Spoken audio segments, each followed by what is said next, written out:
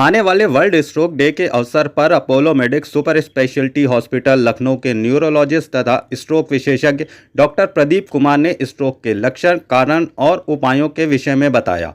Apollo medics super speciality hospital Lucknow के neurologist तथा stroke विशेषज्ञ डॉक्टर प्रदीप कुमार के अनुसार बदलती जीवन शैली और खान पान की आदतों ने स्ट्रोक के मामलों को बढ़ावा दिया है, जो एक गंभीर समस्या बनता जा रहा है। डॉक्टर प्रदीप कुमार के अनुसार आजकल के युवा अधिक समय तक स्क्रीन के सामने रहते हैं, नियमित शारीरिक गतिविधियों की कमी है और जंक फूड का अधिक सेवन करते हैं, जो स्ट्रोक का कारण बनते हैं।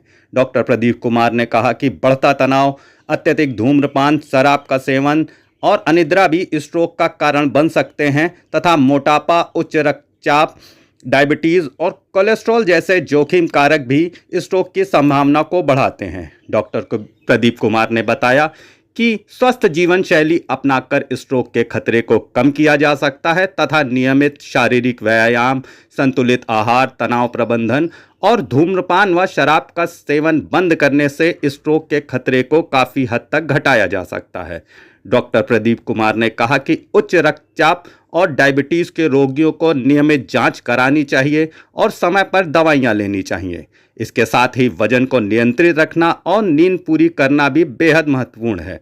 डॉक्टर प्रदीप कुमार के अनुसार स्ट्रोक के मामलों में समय पर इलाज अत्यंत महत्वपूर्ण है। अगर किसी को स्ट्रोक के लक्षण दिखाई दे तो तुरंत स्ट्रोक रेडी हॉस्पिटल पहुंचना चाहिए। इसके साथ ही स्ट्रोक के शुरुआती समय में उपचार सबसे प्रभावी होता है और समय पर इलाज न मिलने से मरीज को स्थायी नुकसान हो सकता है। नमस्कार, मैं doctor Pradeep Kumar, consultant neurologist, Apollo medics hospital Lucknow से। क्या आप जानते हैं कि स्ट्रोक पड़ने के बाद व्यक्ति के दिमाग में हर मिनट 19 लाख सेल्स डेड हो जाती हैं? जी हां।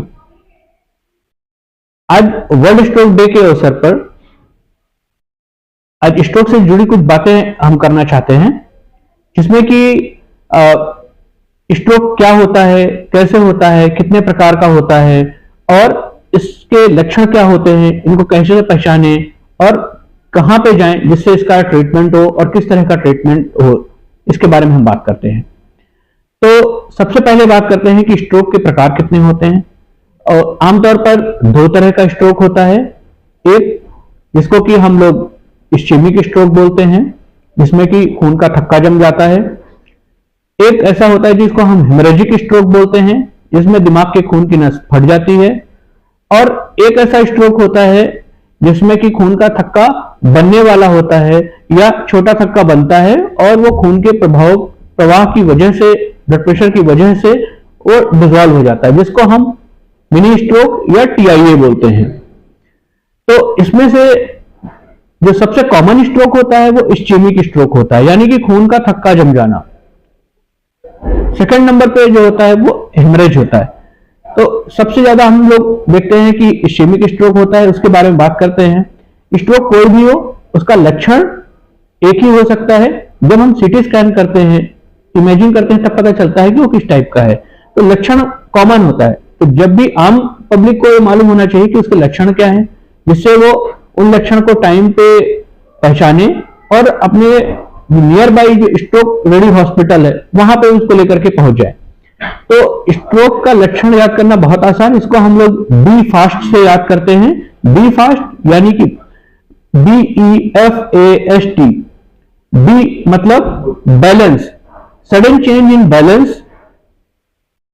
ई फॉर आई डेविएशन, आंखों का डेविएट हो जाना।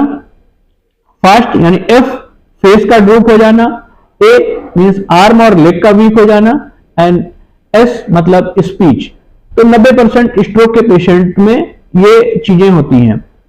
अगर ये चीजें मिल रही हैं, BEFAS अगर मिल रही है किसी में, तो इसका मतलब है कि इट्स टाइम, टाइम है अब पेशेंट को हॉस्पिटल ले जाना, जहां पे कि स्ट्रोक रेडी हॉस्पिटल है और वहां पे तुरंत स्ट्रोक के पेशेंट का इलाज शुरू हो जाता है। इसका इलाज में हम लोग, अगर पेशेंट को क्लॉट मिल रहा है और पेशेंट विंडो पीरियड 4.5 घंटे के अंदर हॉस्पिटल पहुंच जा रहा है, तो उसमें हम क्लॉट बस्टर इंजेक्शन देते हैं। वो इंजेक्शन देने से पेशेंट की जो ब्रेन में खून की नलियां जाम हो गई हैं धीरे धीरे करके ओपन होने लगती हैं और उससे कि रक्त का प्रवाह फिर से शुरू हो जाता है और पेशेंट का ब्रेन और उसका जो शरीर का वीकनेस है वो धीरे धीरे फिर से पुनः शुरू हो जाता है। अगर कोई पेशेंट में खून का थक्का बड़े साइज का है या वो 4.5 घंटे के कुछ बाद पहुंचा है तो उसमें हम लोग एडवांस इमेजिंग करते हैं, जिससे कि हम पता लगाते हैं अगर खून की नस बड़ी नस ब्लॉक हुई है तो उसमें हम मैकेनिकल थ्रोम्बेक्टमी यानी कि क्लॉट को रिमूव करने का प्रोसीजर करते हैं। तो स्ट्रोक के पेशेंट में ऐसा बोला जाता है कि टाइम इज ब्रेन, जितनी जल्दी हम पहुंचेंगे, जितनी जल्दी हमारा ट्रीटमेंट शुरू होगा, उतनी जल्दी पेशेंट की वो जो सेल्स जो 19 lakh sales per minute dead हो रही हैं उनको हम लोग बचा सकते हैं और पेशेंट को डिसेबल्ड होने से बचाया जा सकता है। एक बार पेशेंट का ये विंडो टाइम या गोल्डन टाइम निकल जाता है तो फिर उसको लाइफ लॉन्ग डिसेबल्ड रहना पड़ता है। फिजियोथेरेपी से कुछ बहुत इंप्रूवमेंट आता है, लेकिन वो जो 4.5 घंटे के अंदर हम लोग कर सकते हैं वो उसके बाद कभी दोबारा मौका नहीं आता। डॉक्टर साहब, इससे बचाव के क्या उपाय हैं? बचाव के लिए अगर हम बात करें तो इसके रिस्क फैक्टर को हम डिटेक्ट करते हैं कि किस पेशेंट को किस वजह से हुआ है, उससे हम उसको दोबारा ना हो इसके लिए कुछ मेडिसिन देते हैं। तो बचाव बेसिकली हम लोग 2 पार्ट में डिवाइड करते हैं, कुछ मॉडिफाइबल फैक्टर्स होते हैं, कुछ नॉन मॉडिफाइबल फैक्टर होते हैं। नॉन मॉडिफाइबल फैक्टर जैसे कि हमारी एज हो गई, जेनेटिक मेकअप हो गया, रेस हो गया, पुराने स्ट्रोक की हिस्ट्री हो गई, इनको हम मॉडिफाई नहीं कर सकते।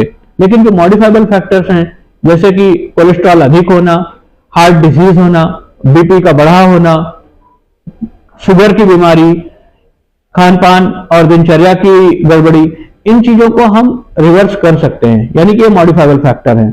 तो इनसे स्ट्रोक का होने का खतरा काफी कम हो जाता है। जिन पेशेंट को स्ट्रोक हुआ है उनको दोबारा नहीं होता और जिनको नहीं हुआ है उनको मॉडिफाई करने के बाद होने का रिस्क काफी कम हो जाता है। डॉक्टर, वर्ल्ड स्ट्रोक डे पे क्या संदेश देना चाहेंगे? वर्ल्ड स्ट्रोक डे पे मैं आम जनता को यही बताना चाहता हूं कि आज की डेट में स्ट्रोक का ट्रीटमेंट अवेलेबल है।